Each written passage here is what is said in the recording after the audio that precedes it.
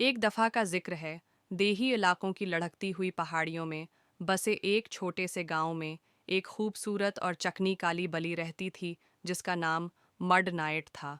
आधी रात कमिवंटी की एक महबूब रुकन थी जो अपनी चंचल और प्यार भरी तबीयत के लिए मशहूर थी। एक मनहूस दिन गांव के करीब जंगल की तलाश के दौरान आधी रात को एक खौफनाक हादसा पेश आया। वो एक कार से टकरा गई और सड़क के किनारे पड़ी, जख्मी और अकेली रह गई। एक नर्म दिल देहाती सूफिया नामी एक नौजवान लड़की को आधी रात को मिल गया और उसे मकामी जानवरों की पुनाहगाह में ले गया।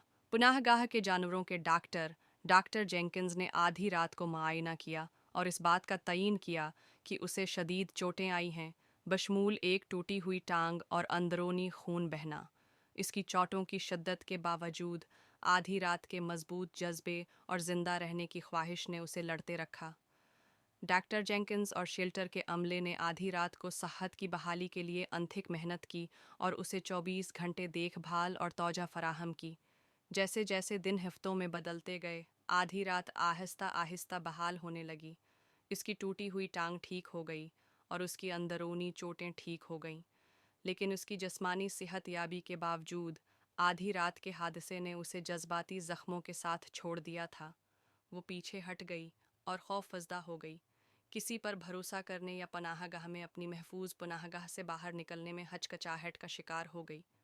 सूफिया, जो आधी रात से मुंसलक हो चुकी थी, हर रोज़ उससे पनाहगाह में जाती थी। इसने आधी रात के साथ घंटों गुजारे, इससे बातें इसे पाला और इसे अपने खूल से बाहर निकालने की कोशिश की। आहिस्ता आहिस्ता लेकिन यकीनी तौर पर आधी रात ने सूफिया पर भरोसा करना शुरू कर दिया और आखिरकार उसने पुनाहगाह के दूसरे अमले और रज़ाकारों के सामने खुलना शुरू कर दिया। जैसे जैसे आधी रात का एतमाद बढ़ता गया, सोफिया ने महसूस किया कि वो ज़ख्मी बली से अलग होने का मुतहम्मिल नहीं हो सकती। उसने आधी रात को अपनाने और उसे हमेशा के लिए घर देने का फ़ैसला किया, जहाँ वो सेहत याब होकर तरक्की की मनाजिल तय कर सके।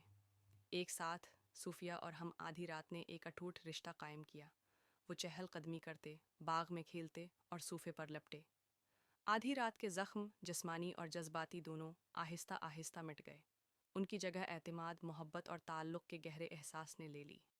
जख्मी बली की कहानी आधी रात एक याद दहानी के तौर पर काम करती है कि यहाँ तक कि अंधेरे के वक्तों में हमेशा शफा, छुटकारा और मोहब्बत की उम्मीद है।